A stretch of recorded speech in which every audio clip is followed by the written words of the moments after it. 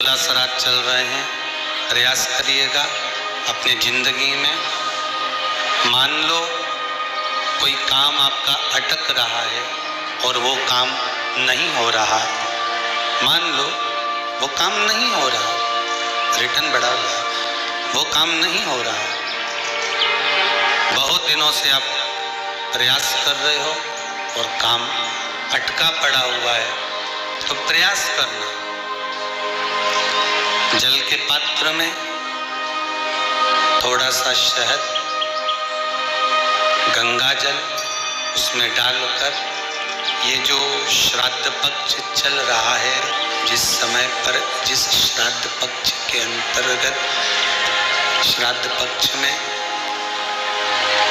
एक पात्र में जल लेकर उसमें थोड़ा सा शहद, गंगा जल डालकर भगवान शंकर को कुंदकेश्वर महादेव के नाम से, कौन से महादेव?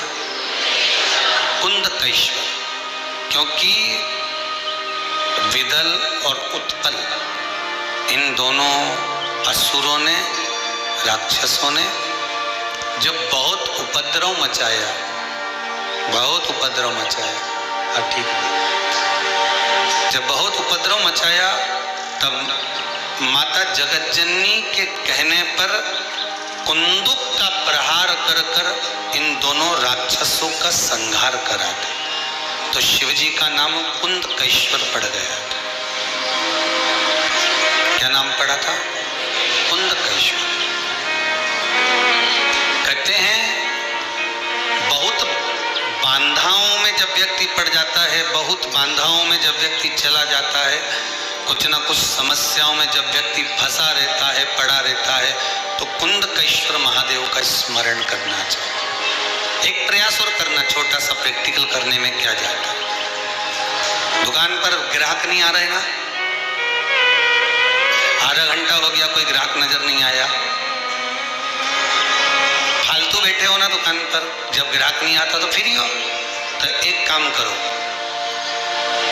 कोई भी जरा सा हाथ में पानी लेकर कुंदकेश्वर महादेव के नाम से 51 बार, 21 बार बोलकर, 11 बार बोलकर वो पानी को दरवाजे पे छींट दो।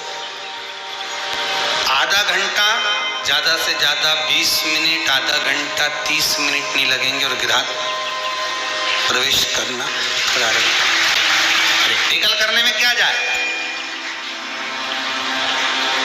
अब इनमें कहीं घटा तुम्हारा कि पानी घट गया, कि बोलने से, कुंदकेश्वर महादेव का नाम लेने से जीवान घट गई, कुछ घटा? फायदा तो तुम्हारा ही हुआ। कुंदकेश्वर का नाम, कोई काम अटक रहा है, शहद जल के पात्र में डालिए और थोड़ा सा गंगा जल डालकर इसी श्राद्ध पक्ष में किसी भी दिन जब तुम्हारा मन पड़े तब शंकर जी को समर्पित कर और साथ में एक लोटा पानी, एक कलश जल का अलग से लेकर जाओ। जब शहद का जल शंकर जी को समर्पित कर दो, उसके बाद सादा जल शंकर जी को अवश्य समर्पित करके।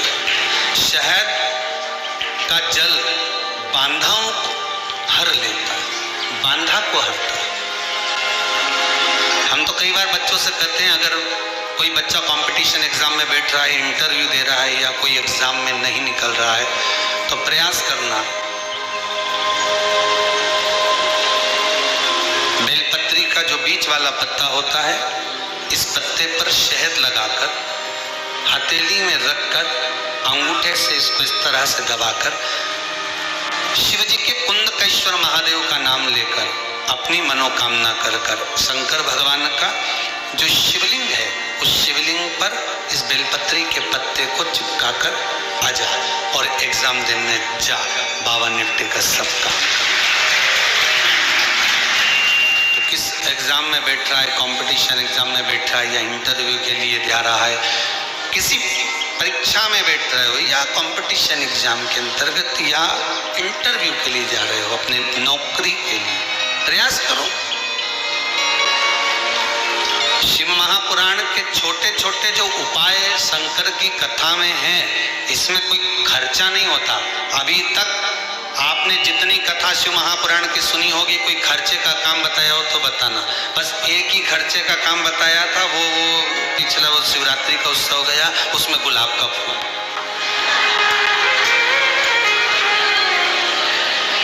अब हमको नहीं मालूम था कि गुलाब इतना महंगा हो जाएगा। अनायास श्राद्ध पक्ष में आप कुछ भी ना कर पाए, कुछ भी ना कर सकते हो, तो एक पत्ते के ऊपर कोई सा भी पत्ता ले लो, चाहे पान का ले हो, कोई पीपल का ले हो, कोई भी पत्ते के ऊपर एक पूरी, थोड़ा मीठा थोड़ा नमकीन रखकर अपनी कामना कर अपने पूर्वजों के लिए इन 3 वृक्ष के नीचे 16 श्राद्ध में किसी भी एक दिन आपको भोजन को रख कर आ जाएगा। अपनी कामना कर सुख का अनुभव होगा, पितरों को शांति मिलेगी।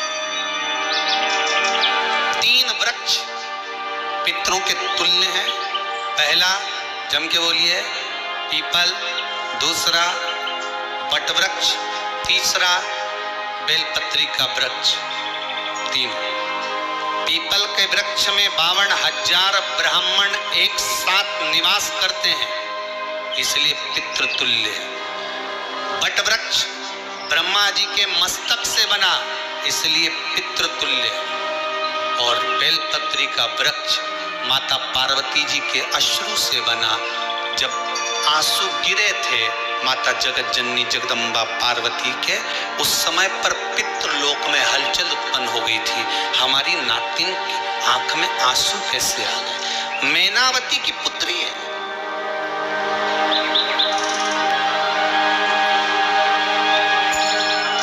पितरों की नातिन, इसकी अश्रु कैसे गिर गए? पार्वती जी ने कहा ये आंसू नहीं, मेरा पुण्य भाग प्रकट करती हूँ बेलपत्री के रूप में। तो पितरों ने वर दिया था कि ये बेलपत्री का वृक्ष हमारा आशीर्वाद है, इसके नीचे अगर कोई दीप लगाता है, शिव को स्पर्श कर चढ़ाता है, उसके पितरों की शांति होगी। हम स्वयं उसको आशीर्वाद देने के लिए पधारे। बेलपत्र का वृक्ष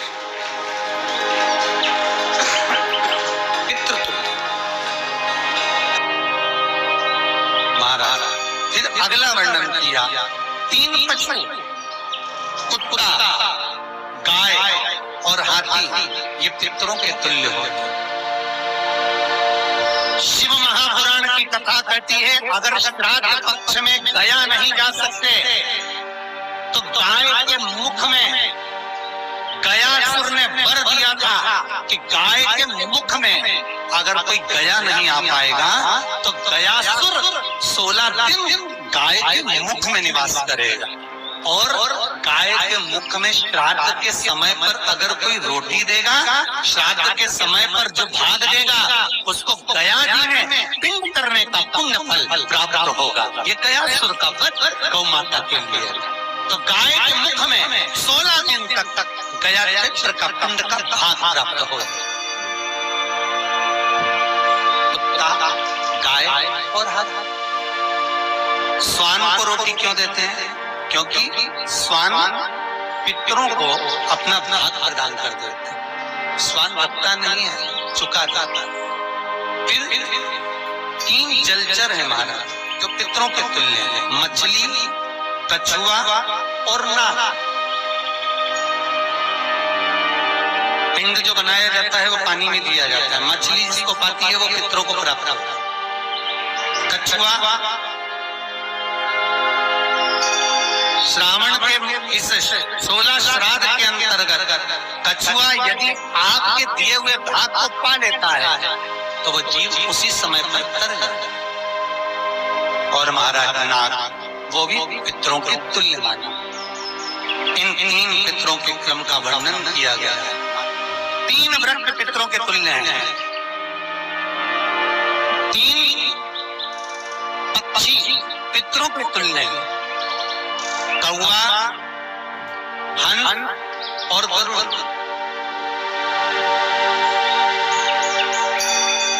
एक कौवा और एक श्वान, कुत्ता। ये 2 ऐसे होते हैं जिनको 20 मिनट पहले आधे घंटे पहले, एक दिन पहले, 24 घंटे पहले, 48 घंटे पहले क्या होने वाला होता है, कौवे को और श्वान को भान हो जाता है। क्यों?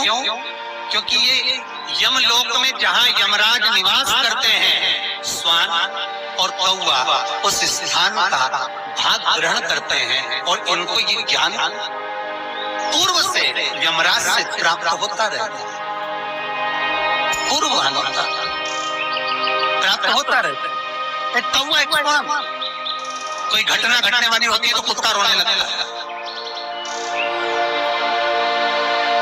कोई घटना घटने वाली होती है तो कौवा आकर बैठ जाता है, कोई आ रहा है तो कौवा आएगा, कोई भाव सूचक है तो कौवा आकर बैठेगा। दरवाजे पर कैसे, उसका भी भान है, अटारी पर कौवा कहाँ बैठा है, दरवाजे पर कौवा कहाँ बैठा है, किस स्थान पर कौवा विराजमान है, उसका भी भाव हमारे शास्त्र में वर्णन है। 3 व्रत पितरों के तुल्य, पक्षियों में कौवा, हंस और गरुड़, ये पितरों के तुल्य जो अधोगति में मर जाते हैं, जिनको पिंड नहीं मिलता, तर्पण नहीं होता, ब्राह्मण का भोज नहीं मिल पाता, जो मर जाते हैं, जिनका अंतिम संस्कार तक नहीं होता, जिनकी गति बिगड़ जाती है, ऐसे जीव कौवे के अंश में प्रकट होते हैं, जो पूर्ण फल लेकर जाते हैं। पितृलोक में जगह नहीं होती, वैकुंठ में जगह नहीं होती, कहीं अगर जगह नहीं है देवलोक में तो इनको कौवे के अंश में, गरुड़ के अंश में या हंस के अंश में डाल दिया जाता है। शिव महापुराण का भगवान शिव आनंद की राशि। तो 3 व्रत, 3 पशु, 3 पक्षी और 3 जलचर ऐसे हैं जिनको पुत्र माना है।